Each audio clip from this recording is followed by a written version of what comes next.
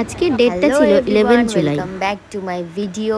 আজকে আমি যাচ্ছি একটা ব্রাইডকে সাজাতে। লোকেশনটা ছিল আমার লোকেশন থেকে অনেকটাই দূরে, তাই এত জিনিসপত্র নিয়ে বাসে ট্রামে তো ট্রাভেল করা যাবে না, সেই জন্য একটা ক্যাব করে নিয়েছি, দিয়ে যাচ্ছি আমার লোকেশানে। যে লোকেশান ছিল পার্থপুর, ওটা সোদপুরের অনেকটাই ভিতর দিকে। আগেও গেছিলাম আমি এই লোকেশানে, তো আবার যাচ্ছি। কেমন যেন আমাদের একটু খিদে খিদে পাচ্ছিলো, তাই জন্য ভাবলাম কি খাই, তা ভাবি যে পিৎজা অর্ডার করে দিই। তো খেতে খেতেই চলে গেলাম আমাদের লোকেশনের উদ্দেশ্যে। যখন আমি গাড়িটা বুক করি তখন দেখাচ্ছিল 37 মিনিট সময় লাগবে, সেই মতন আমরা 1:30টার সময় বাড়ি থেকে বেরিয়েছি, কিন্তু যেতে যেতে টাইম লেগে গেছিলো 1 ঘন্টার উপর। মানে 2টো থেকে 2:30-এর মধ্যে ব্রাইড আমাকে যেতে বলেছিল, কিন্তু আমি পৌঁছেছি 2:37-এ। 7 মিনিট লেটে ছিলাম আমি। ব্রাইড যে লোকেশনটা দিয়েছিল সেই লোকেশনে থেকে অনেকটা হাঁটা পথ ছিল, তাই ব্রাইডের বোনেরা আমাকে আনতে এসেছিলো।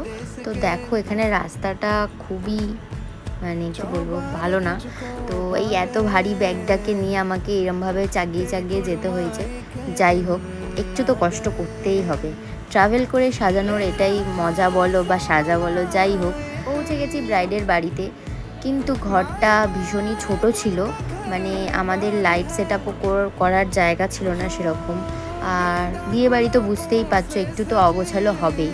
তো যাই হোক, তার মধ্যেই একটু অ্যাডজাস্ট করে কাজ তো করতেই হবে। সব কিছুর মধ্যে ওরা কি সুন্দরভাবে আমার জিনিসপত্রগুলোকে সাজিয়ে গুছিয়ে রেখেছে, যাতে আমার সাজাতে কোনো অসুবিধা না হয়। আগামী দিনে আমার ব্রাইডদের উদ্দেশ্যে এই কথাটা বলা। সবার ঘরে যে এসি থাকবে এটা ম্যান্ডেটারি নয়, কিন্তু সবাইকে আমি বলতে চাই যে তোমরা একটা ঠিকঠাক ফ্যান বা কুলার একটু ব্যবস্থা করে রেখো, যাতে তোমাদেরও সাজতে সুবিধা হয় আর আমারও সাজাতে সুবিধা হয়। তো আজকে তোমার দিদে, তো কি রকম ধরনের লুক চাইছো তুমি আমার থেকে? ম্যাটের মধ্যে, তারপরে বাকিটা তোমার উপরে, তুমি যেটা ভালো বোঝো করে দিও। ঠিক আছে, ম্যাট ফিনিশিং চাইছি, তাই তো? ওকে। তো দিদির কথা মতো চলো আমরা মেকআপটা স্টার্ট করে দিই। এর আগে দিদি নিজের এঙ্গেজমেন্টে একজনের কাছ থেকে মেকআপ করেছিল, তো তখন তার বাড়ির লোকের বা তার কারোরই সেই মেকআপটা পছন্দ হয়নি, যার জন্য সে ভীষণই টেনশনে ছিল। যখন আমাকে বুকিং করে তখন বারবার একটাই কথা বলেছিল, আমাকে খুব অল্প মেকআপ করিও, মানে আমার মুখে মেকআপটা ভালো লাগে না বললেই চলে, তুমি একটু বুঝে শুনে প্লিজ মেকআপটা করিও। তো আমি দিদিকে একটাই কথা বলেছিলাম, একদম নিশ্চিন্তে থাকো, আশা করছি তোমার কোনো প্রবলেম হবে না আফটার মেকআপ। তো আফটার মেকআপ দিদির রিয়াকশানটা তোমরা সবাই শুনো, দিদি স্যাটিসফাইড হলো কি না। আমি যখন মেকআপ করাচ্ছি, মেকআপ করাতে করাতে দেখি হঠাৎ করে ফ্যান অফ হয়ে গেল, এইদিকে কুলারে হাওয়া বেরাচ্ছে না আর এইদিকে ফ্যান অফ হয়ে গেছে। আমি সাজাচ্ছি, মানে আমি রীতিমতো আমার ঘাম টপ টপ করে পড়ে যাচ্ছে, আমি তার মধ্যেই মেকআপ করছি। দেখো এই যে ফ্যান আর আমি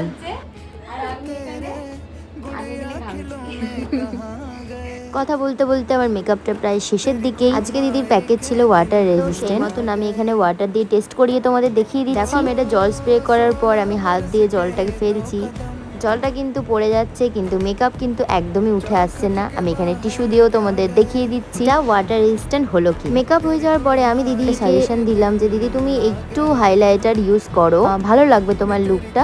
তো আমি এখানে হাইলাইটার ইউজ করছি, একটুখানি হাইলাইটার ইউজ করার পর দেখো স্কিনটা কতটা সুন্দর লাগছে।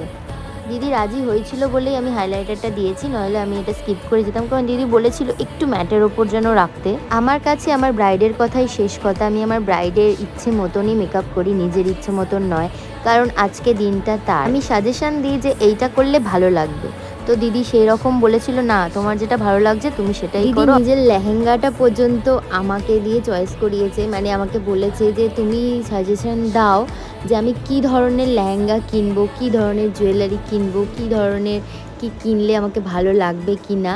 তো সমস্ত কিছু দিদি জেনে আমার থেকে তারপরে নিজে শপিং করেছে। আমি নিজেকে ভীষণ লাকি মনে করি এই প্রফেশনে থেকে, কারণ কি যে একটা মেয়ের বিশেষ দিনে তাকে তার পছন্দ মতন লুক আমি তাকে দিতে পারি, এবং সে ভীষণই খুশি হয় সে লুকটা পেয়ে। আজ পর্যন্ত এরকম হয়নি যে আমার থেকে কেউ ডিসঅ্যাপয়েন্টেড হয়েছে, সবার খুব পছন্দ হয়েছে আমার সাজানো লুকগুলো। তো সত্যি আমি এটার জন্য ভীষণ নিজেকে লাকি মনে করি। যারা ভাবছো আগামী দিনে আমার কাছে সাজবে, আমার কাজ তোমাদের ভালো লাগে, তারা 7980546995 এই নাম্বারে আমার সাথে যোগাযোগ করে নিজেদের ডেটটা বুকিং করে নাও। আজকের ব্রাইড কিন্তু আমার ওপর ফুললি ট্রাস্ট করে বসেছিল, সে একবারও বলেনি আয়নাটা আমাকে দাও, আমাকে কেমন ধরনের মেকআপ তুমি করাচ্ছ আমি একটু দেখি। সে একদম মেকআপ শেষ হয়ে যাওয়ার পর আমি তাকে আয়না দেখালাম যে দেখো তোমার লুকটা তোমার মনের মতন হয়েছে কিনা, তারপরেই দিদি সেই লুকটা দেখো। তো তোমরা শুনে নাও দিদির রিয়াকশন। দেখো তুমি হাতে নিয়ে।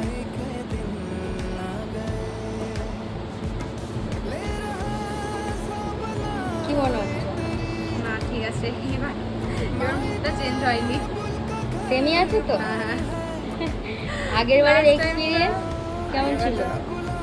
খুবই ভালো ছিল। নেমে গেছে। মেকআপ, আই মেকআপ আর চোখটা আমার তো খুব সুন্দর লাগছে। আর মেকআপটা সাটল হয়েছে, হ্যাঁ হ্যাঁ হ্যাঁ, সাথে একদম মিশে গেছে।